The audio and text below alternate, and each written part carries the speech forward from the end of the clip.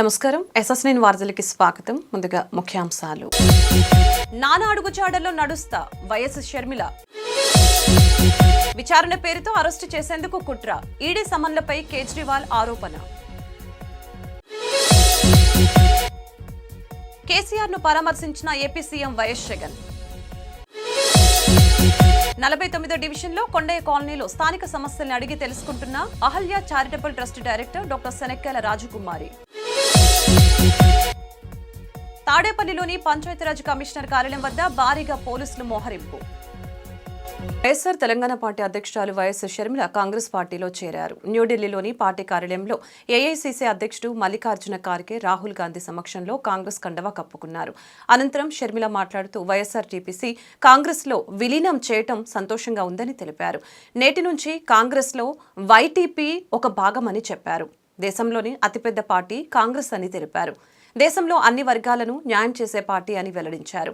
వైఎస్ఆర్ తన జీవితమంతా కాంగ్రెస్ కోసమే పనిచేశారని చెప్పారు. మా నాన్న అడుగుజాడల్లోనే నడుస్తానని పేర్కొన్నారు. రాహుల్ గాంధీని ప్రధానిగా చూడటం తన తండ్రి కల అని అన్నారు. రాహుల్ జోడో యాత్ర వల్ల కర్ణాటకలో కాంగ్రెస్ పార్టీ అధికారంలో వచ్చిందని చెప్పారు. జోడో యాత్ర ప్రజలతో పాటు తనలో కూడా విశ్వాసాన్ని నింపిందని తెలిపారు. కాంగ్రెస్ పార్టీ ఏ బాధ్యత ఇచ్చినా శక్తివంచన లేకుండా పనిచేస్తానని తెలిపారు. తెలంగాణలో ప్రభుత్వ వ్యతిరేక ఓటు చీలకూడదని ఎన్నికల్లో పోటీ చేయలేదని స్పష్టం చేశారు.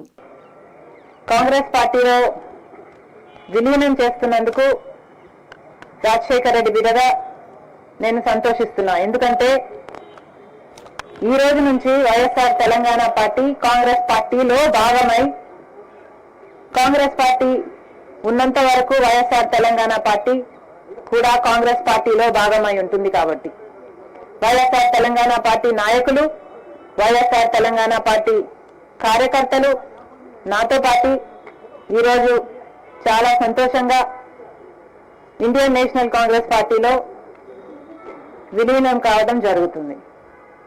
రాజశేఖర రెడ్డి గారు బ్రతికున్నంత కాలం నమ్మకంగా కాంగ్రెస్ పార్టీకి సేవ చేయడమే కాకుండా రాజశేఖర రెడ్డి గారు చనిపోయే నాటికి కూడా కాంగ్రెస్ పార్టీకి సేవ చేస్తూనే చనిపోయారు. ఈరోజు రాజశేఖర రెడ్డి బిడ్డ కాంగ్రెస్ పార్టీలో చేరుతుంది అంటే రాజశేఖర రెడ్డి గారికి చాలా సంతోషం, చాలా గర్వం కలిగించే విషయం అని నేను నమ్ముతున్నా. ఎందుకంటే ఈరోజు మన దేశంలోనే అతిపెద్ద సెక్యులర్ పార్టీ కాంగ్రెస్ పార్టీ. కాబట్టి కాంగ్రెస్ పార్టీ మన స్వాతంత్రం వచ్చినప్పటి నుంచి పునాదులు వేయడం దగ్గర నుంచి ఈ దేశాన్ని కట్టడం దగ్గర వరకు కాంగ్రెస్ పార్టీ హస్తమైంది. ప్రతి వర్గాన్ని కలుపుకుపోతూ, ప్రతి విశ్వాసానికి, ప్రతి ఫెయిత్కు నమ్మకం కలిగిస్తూ, ప్రతి సెక్షన్ ఆఫ్ ద సొసైటీలో కలుపుకుపోతూ ముందుకు వెళ్ళిన party Congress party. Congress party ముందు కూడా రాహుల్ గాంధీ గారి నాయకత్వంలో, ఖార్గే గారి నాయకత్వంలో ప్రజలందరికీ మేలు చేస్తుందని సంపూర్ణంగా విశ్వసిస్తూ, రాజశేఖర రెడ్డి గారి కళ, ఏ కళ అయితే రాజశేఖర రెడ్డి గారు రాహుల్ గాంధీని ప్రధానమంత్రిని చేయాలి అని మనస్ఫూర్తిగా కోరారో అది నెరవేర్చడానికి రాజశేఖర రెడ్డి గారి బిడ్డ. మద్యం కుంభకోణం కేసులో ఎన్ఫోర్స్మెంట్ డైరెక్టరేట్ ఇచ్చిన సమన్లపై ఆప్ అధినేత ఢిల్లీ ముఖ్యమంత్రి అరవింద్ కేజ్రీవాల్ తాజాగా స్పందించారు.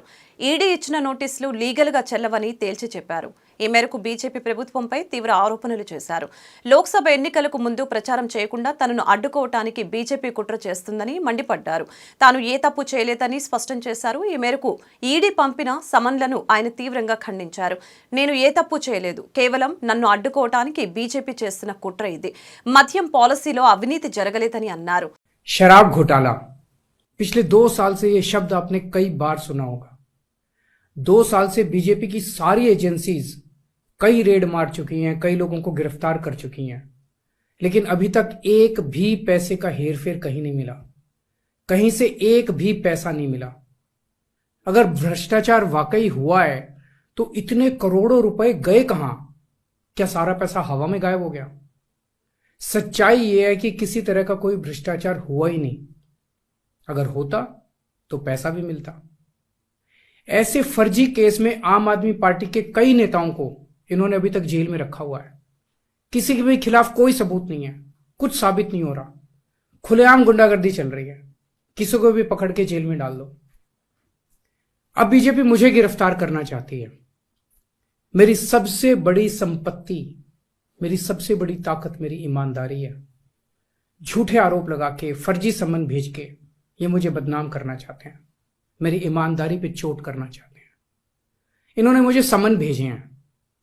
मेरे वकीलों ने मुझे बताया कि ये सम्मन गैर कानूनी है। क्यों गैर कानूनी है? ये मैंने इनको विस्तार से लिख के भेजा है।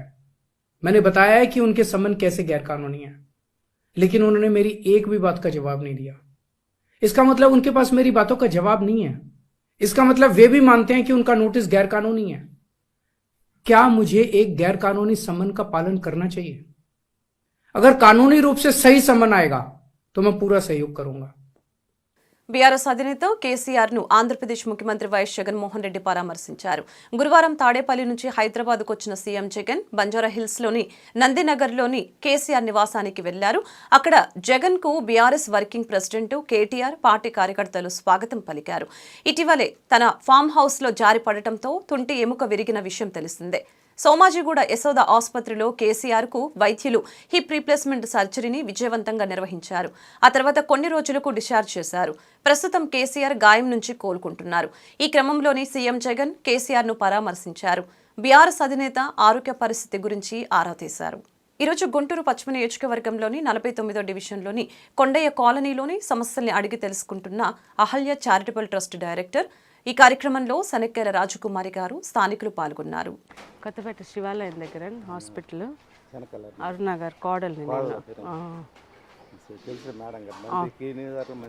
అవునవును, ఓకే, అవునా, ఓకే ఓకే, సరే, థ్యాంక్ యూ. హాస్పిటల్లో పిల్లలు లేని వాళ్ళకి ట్రీట్మెంట్ ఇస్తున్నాం. మా అత్తగారు సనక్కేర అరుణనగర్ వాళ్ళ కోడలు. ఏమా అర్థమైందా? సరే ఉంటా అమ్మ. ఎవరైనా ఉంటే చెప్పమ్మా, పిల్లలు లేని వాళ్ళు ఎవరైనా మీ ఫ్రెండ్ తెలిసిన వాళ్ళు ఉంటారు కదా. వచ్చారు బయటికి. హాస్పిటల్లో పిల్లలు లేని వాళ్ళకి ట్రీట్మెంట్ ఇస్తాం. ఎవరైనా ఉంటే చెప్పండి అమ్మా. మా అత్తగారు, నేను. ఎక్కడిది? కొత్తపేట శివాలయం అమ్మా. తెలుసా అటు? తెలుసు. ఓకే ఓకే, నమస్తే అమ్మా. హాస్పిటల్లో పిల్లలు లేని వాళ్ళకి ట్రీట్మెంట్ ఇస్తాం. ఇది హాస్పిటల్ అడ్రస్ అమ్మా. ఎవరైనా ఉంటే చెప్పండి, నేను వాళ్ళ కోడల్ని.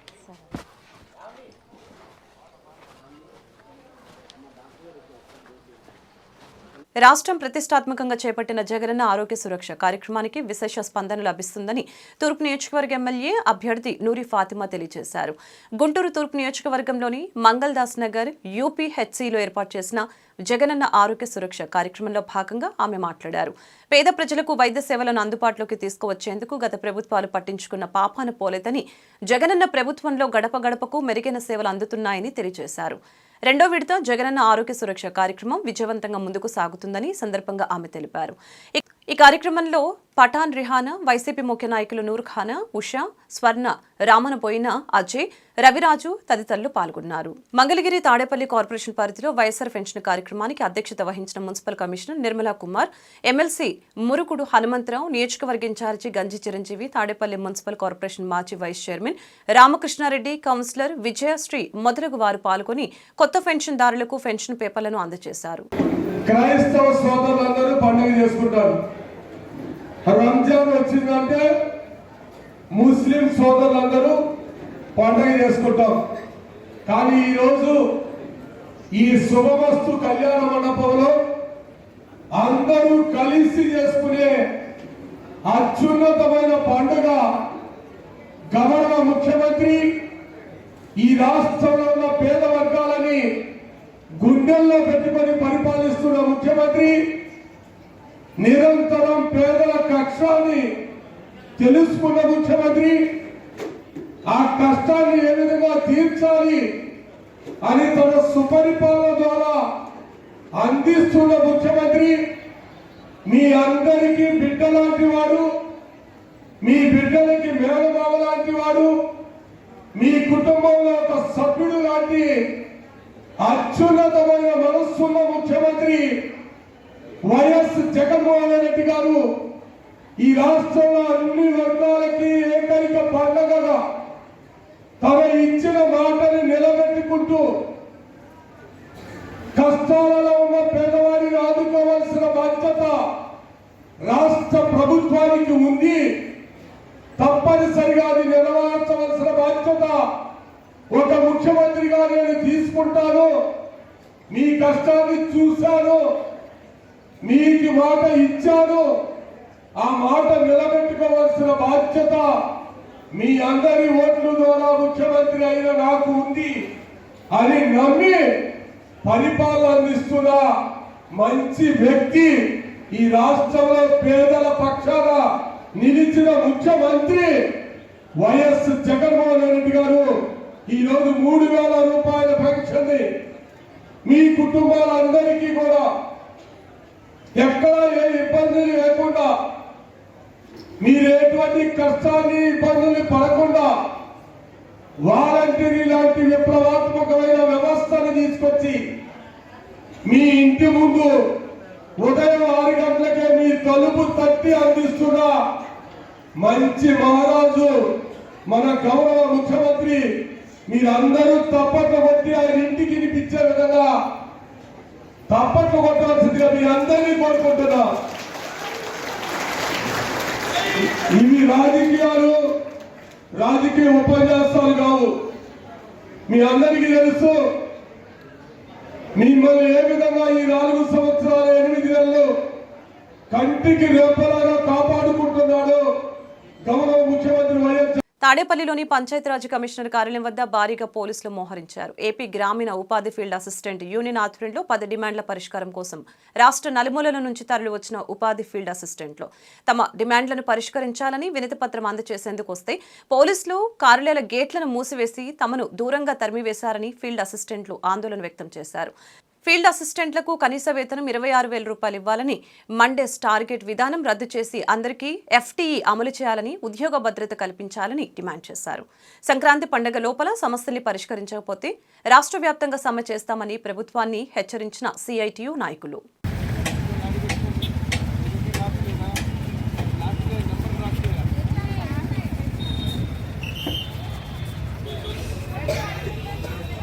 గ్రామీణ ఉపాధి హామీ పథకంలో పనిచేస్తున్నటువంటి వేలాది మంది ఫీల్డ్ అసిస్టెంట్లు గత 8 సంవత్సరాలుగా ఒక్క రూపాయి కూడా జీతం పెరగల. కేవలం 5,600 రూపాయలతోటి కుటుంబాలను బతికించుకోలేక వస్తువులతో బతుకుతా ఉన్నారు. సీఎం వచ్చినా, మంత్రులు వచ్చినా, రాజకీయ నాయకులు వచ్చినా వాళ్ళందరికీ జనాన్ని పోగేసుకురావాల్సిన బాధ్యత గ్రామీణ ప్రాంతాల్లో ప్రభుత్వం తరఫున పేదలకి పని కల్పించి వలసలు నివారించి గ్రామీణ ప్రాంతాలను అభివృద్ధి చేయడంలో కీలక పాత్ర పోషిస్తున్నటువంటి ఫీల్డ్ అసిస్టెంట్లకి గత ప్రభుత్వం, ఈ ప్రభుత్వం మండి చేయి చూపారు. ఈరోజు తీవ్రమైనటువంటి ఆందోళనలు ఉన్నారు. మేము సామాన్యంగా సామూహిక రాయబారం అంటే ఒక 60 మంది 70 మంది వస్తారనుకున్నాం.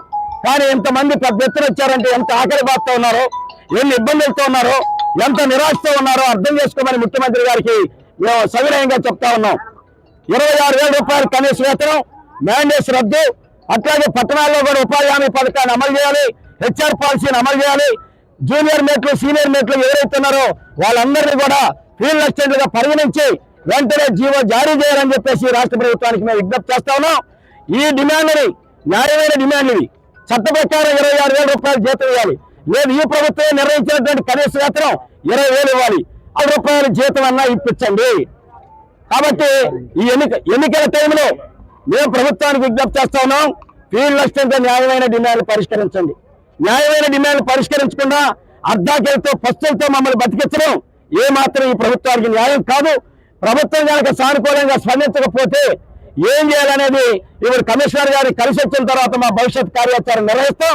అవసరమైతే సంక్రాంతి ముందు నుంచి రాష్ట్ర వ్యాప్తంగా నిర్వహణ సమ్మెకెళ్ళడానికి కూడా ఈరోజు రాష్ట్ర వ్యాప్తంగా ఫీల్డ్ అసిస్టెంట్లు అందరూ సిద్ధంగా ఉన్నారు. ఈ విషయాన్ని దృష్టిలో పెట్టుకొని ముఖ్యమంత్రి గారు, మంత్రి గారు సానుకూలంగా స్పందించి సమస్యలు పరిష్కరించాలని చెప్పి డిమాండ్ చేస్తా ఉన్నాం. తాడేపల్లి మున్సిపల్ కార్యాలయం వద్ద మున్సిపల్ పారిశుద్ధ్య కార్మికులు చేస్తున్న దీక్షకు సంఘీభావం తెలిపిన CPM రాష్ట్ర కార్యదర్శి మధు. అంగన్వాడీ కార్మికులు తీవ్రమైనటువంటి ఆందోళనలో ఉన్నారు. చాలా న్యాయసమ్మతమైనటువంటి కోరికలు రాష్ట్ర ప్రభుత్వం చేసిన వాగ్దానం మేరకు అమలు జరపాలని చెప్పి ముఖ్యమంత్రి మీద ఒత్తిడి తీసుకొస్తున్నారు. ప్రభుత్వం మొండిగా వ్యవహరించడానికి పూనుకుంటుంది. ఈ ప్రజల యొక్క న్యాయమైనటువంటి కోరిక, మున్సిపల్ కార్మికుల యొక్క కోరిక, పారిశుధ్యంలో అత్యంత గొప్ప సేవలు అందిస్తున్నటువంటి వాళ్ళు మున్సిపల్ కార్మికులు. వీళ్ళ సేవలకే పోటీ కార్మికులను పెట్టి ఈ కార్మికుల యొక్క సమ్మెని విచ్ఛిన్నం చేయాలని చెప్పి ప్రభుత్వం పూనుకుంటే అది జరగదు. మేమందరం జైల్లో ఉంటాం తప్ప దాన్ని సాగనీయమని చెప్పేసి ఈరోజు ఈ ప్రభుత్వానికి మేము హెచ్చరిక చేస్తాం. ప్రభుత్వం వెంటనే సంప్రదింపులు జరపాలి. మున్సిపల్ కార్మికుల వేతనాలు పెరగాలి, పర్మినెంట్ చేయాలి, ఇతర డిమాండ్స్ ఉన్నాయి, వాటన్నిటిని పరిష్కారం చేయాలి. అంగన్వాడీ కార్మికులు 22-23 రోజులు సమ్మె చేస్తూ ఉంటే ఇంతకు ముందు కని విని ఎరగనటువంటి ఐక్యతను ప్రదర్శిస్తున్నారు. గ్రామాల్లో, పట్టణాల్లో మా మున్సిపల్ కార్మికులకి, అంగన్వాడీ కార్మికులకి ఎనలేని మద్దతు ఈరోజు లభిస్తూ ఉంది. ఇలాంటి తరుణంలో ఈ మొండిగా వ్యవహరించేటువంటి ప్రభుత్వానికి మేము హెచ్చరిక చేస్తున్నాం. నీ మొండితనం కుదరదు, అది అయిపోయింది. ఇప్పుడు రోజులు దగ్గర పడ్డాయి, ఇప్పటికైనా మించిపోయింది లేదో వెంటనే సంప్రదింపులు జరిపి చర్చలు జరిపి చేయాలని చెప్పేసి మేము డిమాండ్ చేస్తున్నాం. డబ్బులు ఎక్కడ ఉన్నాయని అంటున్నారు. డబ్బులా మందు సీసాల్లో ఉండేవి, డబ్బులు ఇసుకలో ఉండేవి, డబ్బులు ఎక్కడ ఉన్నాయి? వీళ్ళందరికీ మున్సిపల్ వర్కర్లకి జీతాలు ఇవ్వడానికి అంటున్నారు. ఇసుకలో ఉండేవి, మధ్యలో ఉండేవి. అన్నిటికీ మనం ఆన్లైన్ డబ్బులు చెల్లించాలా, మద్యానికి మాత్రం రూపాయలు పెట్టుకోనాలా? చూడండి బీజేపీ జగన్మోహన్ రెడ్డి యొక్క జగన్నాటకం ఎలా ఉన్నదో చూడండి. ఈ మందు వ్యాపారంలోనే కనపడుతుంది. మందు వ్యాపారం ఎంత అవినీతిమయం అయిపోయిందో జగన్మోహన్ రెడ్డి రాజ్యంలో. చాలా కల్తీ మందుని తీసుకొచ్చి ఈరోజు ప్రజలకి తాపిచ్చి వాళ్ళ ప్రాణాలని తీస్తున్నది గవర్నమెంట్. మద్యాన్ని నియంత్రిస్తానని చెప్పినటువంటి ప్రభుత్వం ఈరోజు మద్యం మీద డబ్బు సంపాదించేదానికి, అవినీతి చేసేదానికి ప్రభుత్వం పూనుకుంటోంది. ఇప్పటికైనా మించిపోయింది లేదు. ఇది హెచ్చరిక అని చెప్పి ప్రభుత్వానికి, మున్సిపల్ కార్మికుల యొక్క పోరాటం ఓ పెద్ద హెచ్చరిక అని చెప్పి ప్రభుత్వానికి హెచ్చరిక చేస్తుంది. సీఎం వైఎస్ జగన్మోహన్ రెడ్డి పెన్షన్ల కోసం ఇచ్చిన హామీని నెరవేర్చి 3,000 రూపాయలు పెంచిన సందర్భంగా గుంటూరు నగర మేయర్ మనోహర్ నాయుడు పెన్షన్లను అందజేశారు.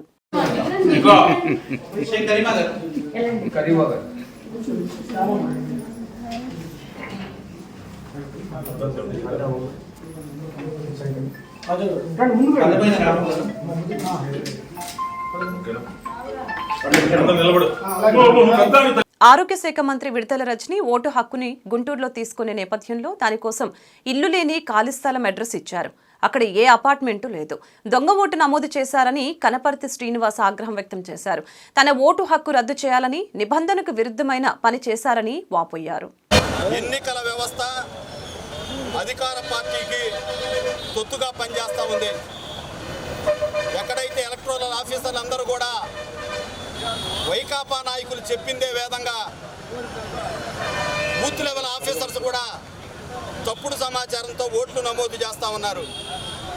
అలానే ఇక్కడ నుండి 10 రోజుల క్రితం ఇన్ఛార్జిగా వచ్చినటువంటి వైసీపీ ఇన్ఛార్జి మంత్రివర్యులు విడదల రజని తన ఓటును చిలకలూరిపేట నుంచి పశ్చిమ నియోజకవర్గానికి ట్రాన్స్ఫర్ చేసుకోవడంలో ఆమె అప్రజాస్వామికంగా వ్యవహరించారు.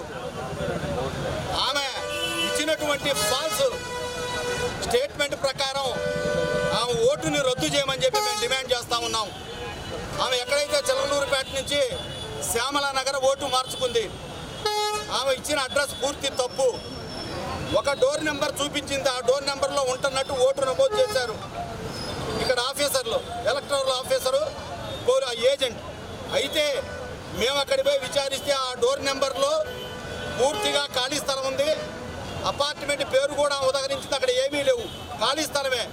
మన విఠలాచారి సినిమాలో కనుక ఎలుకల్ని, పాములను, ఏనుగులను సృష్టించినట్టు మన మంత్రి విడదల రజనీ గారు అపార్ట్మెంట్ను సృష్టించారు. అక్కడ సృష్టించి లేని ఓటును నమోదు చేసుకొని చాలా తప్పుడు పనులకు పాల్పడ్డారు. ఎన్నికల వ్యవస్థని అపహాస్యం చేసింది. కాబట్టి వెంటనే మంత్రి పదవిలో ఉన్నటువంటి విడదల రజనీ గారు గుంటూరు పశ్చిమ నియోజకవర్గ సమన్వయకర్తగా నియమించబడినారని వైసీపీ నాయకులు చెప్తా ఉన్నారు. ఏ రోజైతే ఆమె సమన్వయకర్తగా నియమించబడిందో ఆ రోజు నుంచి కార్పొరేషన్ల వెబ్సైటు ప్రతిరోజు ఈరోజు అప్లోడ్ చేసిన ఓట్లు, కొత్త ఓట్లు మరుసటి రోజు వెబ్సైట్లో చూపించాలి. ఆ వెబ్సైట్ బంద్ చేశారు. ఎందుకంటే ఆమెకి పురుషోత్తపట్నం అనే విలేజ్లో, చిలకలూరుపేట కాన్స్టిట్యున్సీలో, ఆమె భర్త విలేజ్లో 135వ నెంబర్ పోలింగ్ స్టేషన్లో ఆమె ఓటు హక్కు ఉంది. ఆమె కొత్తగా మొన్న 12/22/2023లో గుంటూరులో ఒక ఓటు అప్లై చేసింది. 22/12/2023లో ఒక ఓటుకి అప్లై చేసింది. ఆమె ఓటుకి అప్లై చేసిన దాంట్లో మీరు చూస్తూ ఉన్నారు స్పష్టంగా. దాని అడ్రస్ చూడండి, 92/20 92/98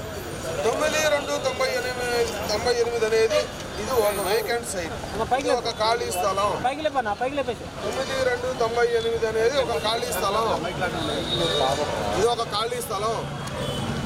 కానీ ఆమె అప్లై చేసిన దాంట్లో Sai grand apartment, Shyamala Nagar, main road, second cross అని ఉంది. ఫ్లాట్ నెంబర్ 101 అని ఉంది. మరి మీరు స్పష్టంగా చూపిస్తున్నా, ఆమెకు ఛాలెంజ్ చేస్తా ఉన్నా, ఇప్పుడు వెళ్దాం, ఈ టైంలో వెళ్దాం, వైసీపీ నాయకులు ఎవరన్నా ఉంటే రండి, దానిలో అపార్ట్మెంట్ ఉందా ప్రూవ్ చేయండి. ఆమె ఇప్పుడు అక్కడ టెంపరీగా కూడా ఒక ఆఫీసు పక్క సైట్లో, ఏదైతే ఈ డోర్ నెంబర్ ఉందో 9298 అనే దాని పక్క సైట్లో ఇప్పుడు ఆఫీస్ కడతా ఉంది ఆమె, టెంపరీ ఆఫీస్. కానీ ఆమె అపార్ట్మెంట్ ఉందని ఈ డోర్ నెంబర్లో చూపించింది. ఆ పక్కది 99 డోర్ నెంబర్, ఏదైతే ఆఫీస్ కడుతున్నారో అది కూడా 99 డోర్ నెంబర్ అక్రమ కట్టడం. ఆమె కట్టేది ఒక బాధ్యత మంత్రి ఒక అక్రమ కట్టడం కడుతుంది.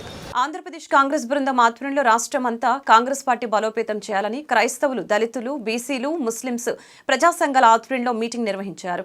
దేశంలో ప్రజాస్వామ్యం రాజ్యాంగబద్ధంగా ఉండాలి అని తెలియజేశారు. ఒంగోలు నుంచి 2వ తారీఖు, 11వ తారీఖులో కాంగ్రెస్ బృందం ఆధ్వర్యంలో బీజేపీకి వ్యతిరేకంగా ప్రజల ముందుకు వెళ్తున్నట్లు తెలియజేశారు.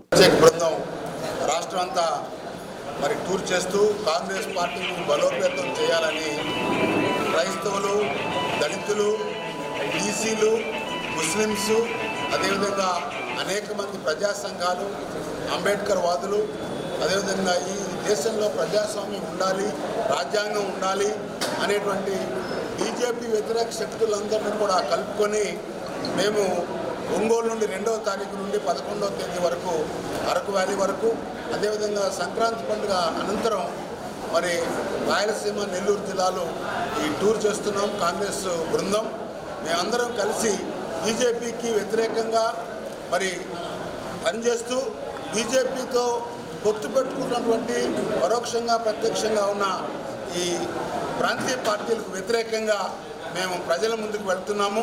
ఎందుకంటే బీజేపీ ఆంధ్రప్రదేశ్కు రావాల్సిన ప్రత్యేక హోదా ఇవ్వలేదు, పోలవరం నిర్మించలేదు, అదేవిధంగా రాజధాని అమరావతిలో నిర్మించలేదు. దానికి ముగ్గురు కూడా బీజేపీ, మరి మొదట పరిపాలించిన తెలుగుదేశం పార్టీ, ఇప్పుడు పరిపాలిస్తున్నటువంటి జగన్మోహన్ రెడ్డి గారి పార్టీలు, ఈ మూడు కూడా బాధ్యత వహించి ప్రజలకు చేసిన అన్యాయానికి ఎందుకని సమాధానం చెప్పడం లేదు. కాబట్టి బీజేపీ దాన్ని సపోర్ట్ చేసేటువంటి రీజనల్ పార్టీ ఎవరైనా సరే వారిని చిత్తుగా ఓడించాలి. కాంగ్రెస్, వామపక్షాలు, మిగతా ప్రజా సంఘాలు అందరూ కలిసి మద్దతు ఇచ్చేటువంటి వారికి మీరు ఓటేయాలి, కాంగ్రెస్ను బలపరచండి.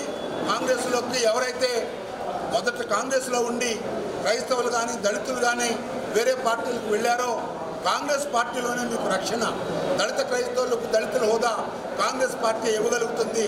మీకు రక్షణ, మీ అభివృద్ధి, మీ సంక్షేమం నిజంగా కాంగ్రెస్ పార్టీ మాత్రమే చేస్తుందని చెప్పి, రైతులకు పోలవరం కాంగ్రెస్ మాత్రమే నిర్మించగలదు.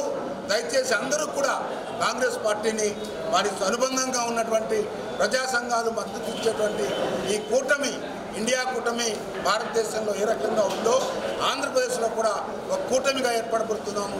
ఆ కూటమికి మీరందరూ సపోర్ట్ చేయమని మండల స్థాయి, గ్రామ స్థాయి వరకు ఏదైతే సమాలోచన జరిపి అందరం కలిసి గుంటూరు ఈ నిర్ణయాన్ని మరి గ్రామంలో ప్రజల వద్దకు తీసుకొని వెళ్ళి బీజేపీ వ్యతిరేకంగా పనిచేయడానికి మేమంతా సిద్ధమవుతున్నామని చెప్తూ మనం చేస్తాం.